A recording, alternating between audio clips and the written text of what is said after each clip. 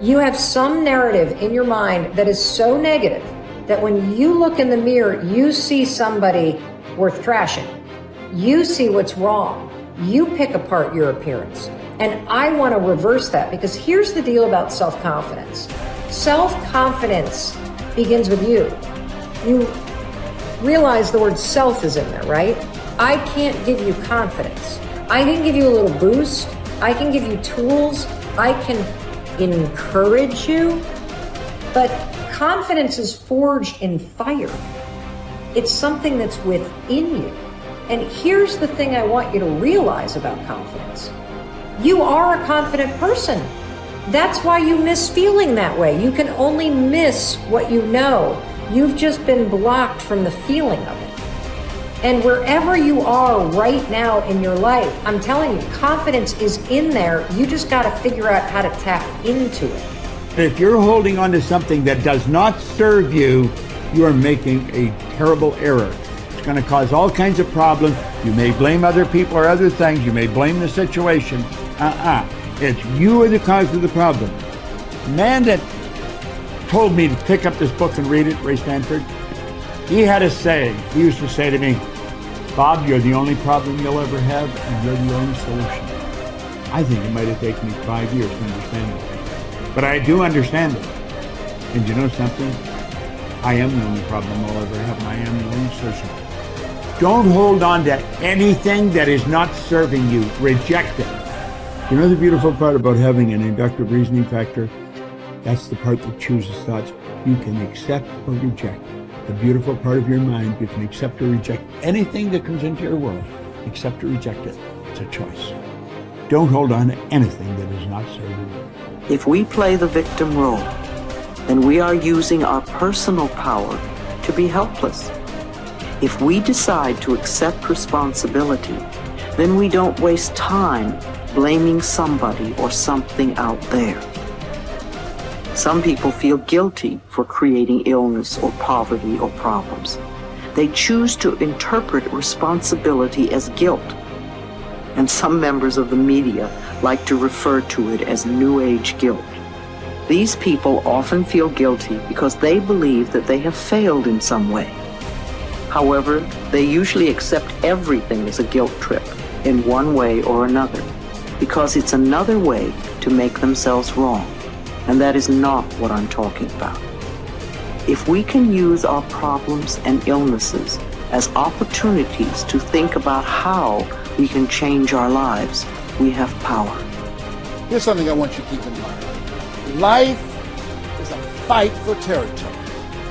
And once you stop fighting for what you want, what you don't want will automatically take over. In the past, if you look at it, people have perceived themselves as victims of everything around them, victims of circumstances. And then we go, I'm sorry, life did not give me those wonderful things that other people have. And the simple reality is, no, if you have an issue, it's not the outside. This is what we've always, universe, give me something. We now know that our issues are internal. It's our own subconscious beliefs that we've been programmed with of disempowerment. Like when a child is growing up and getting its programs, so think of what things parents say. Oh, you don't deserve this. Who do you think you are? I mean, the parents didn't mean that for your whole life. They were trying to, goad you, needle you to make a change. So they would say these things. 95% of our life comes from those programs. So if you have disempowering beliefs about who you think you are, because you got them from other people, that's how you know who you are. These disempowering beliefs play 95% of the day in an average person's life. So I say, my wishes and desires, I want success, I want great relationships, I want all these wonderful things, I want health. I go, that's conscious mind, because conscious mind's creative. But as science reveals, only 5% of the day are we operating from our own personal wishes and desires. 95% of the day we operate from the programs that we got in the first 7 years. And if those programs, which psychologists have told us 70% are negative and disempowering and self-sabotaging, I say, good, apply these 95% of the day in your life, and you realize why your life is a struggle. It's not a struggle because the universe is not providing. It's a struggle because your own consciousness is not accepting. And this is where we have to change. And so getting control of your mind, taking charge of your consciousness is a way of overcoming those limitations. There are many different ways to take this control back in your life.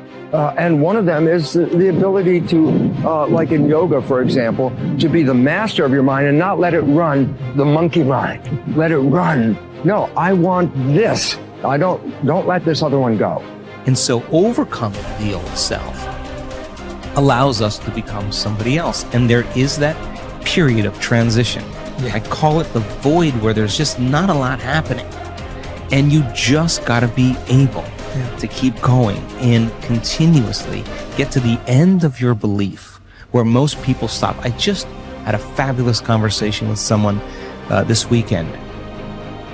Broke through to the other side, and now there's so much magic happening around this person, but she's worthy now to receive it. And that is the key, because the universe only gives us what we think we're worthy of receiving. So we got to become initiated into this and understand it. Thousands of years of programming that says that we have to change things matter to matter, in three-dimensional reality, and it will take time. But to begin to connect to that resource called the quantum field and create from the field instead of from matter, there's a lot of unlearning that has to go on. You have to really begin to mentally rehearse.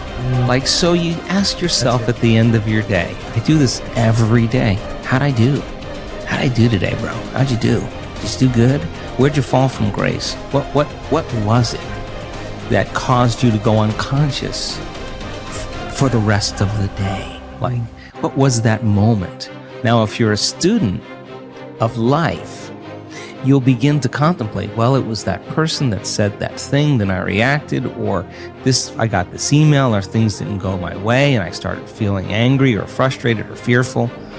The next time that happens, how could I evolve my experience? Now, you may have to search for some answers of the best model to build, or you may actually have a long contemplation and start to go, God, the next time that happens, I think I'm going to do this, or I'm going to do that, or I'm going to plan my behaviors. And the act of closing your eyes and rehearsing what you're going to do begins to install the neurological hardware in your brain to look like you already did it. Now the brain is no longer a record of the past. Now it's a map to the future. And if you keep installing that hardware, the hardware will become a software program, which means you'll just start acting like a happy person. Why? There's no magic there. You installed the circuitry. So that's more important than the news. Right. It's more important than answering any email or any text. It's more important than talking about your past. If you want to enjoy self-confidence on the outside, you must practice complete integrity on the inside. The foundation of self-confidence is for you to live your life consistent with your innermost values and principles, while thinking and acting in harmony with your highest aspirations. Men and women with the most solid self-confidence are those who are absolutely clear about what it is they believe to be right and good and worthwhile, and who live their lives consistent with these values. Everything they do or say is an expression of their innermost convictions. Your whole world can fall down around you, but as long as you know that you are doing the right thing, you will have a deep inner sense of calm that will manifest itself in an attitude of confidence and self. In an attitude of confidence and self-assurance in any situation. You will have many ups and downs in life. But what is most important is that you remain true to yourself. Your true values are only expressed in your actions, in what you do. You can tell what you truly believe by observing what you do in any situation in which you have to make a choice, especially when you are under stress and pulled in two directions at once, with opposing demands or responsibilities. This is when your true values are revealed. The action that you take in any given situation will tell you which of your values is uppermost or whether you have any values at all. It is not what you say, hope, wish, or intend, but only what you do that counts. Your choices of the actions you take tell you unerringly who you really are. You can develop within yourself a superb set of values by acting as though you already had those values. You can develop integrity and courage and compassion and confidence by behaving as though you already had these qualities. The more you act the part, especially when you demonstrate these qualities under stress or when you feel like doing or saying something else, the more rapidly these qualities become a permanent part of your mental makeup. The more you practice good values, the more rapidly you become a truly superior person. The keys to developing the unshakable self-confidence that will make everything else possible for you are self-control, self-mastery, and self-discipline.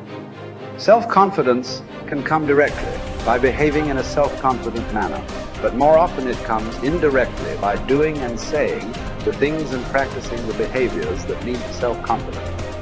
The most important self-development behavior is living consistently with your highest values at every opportunity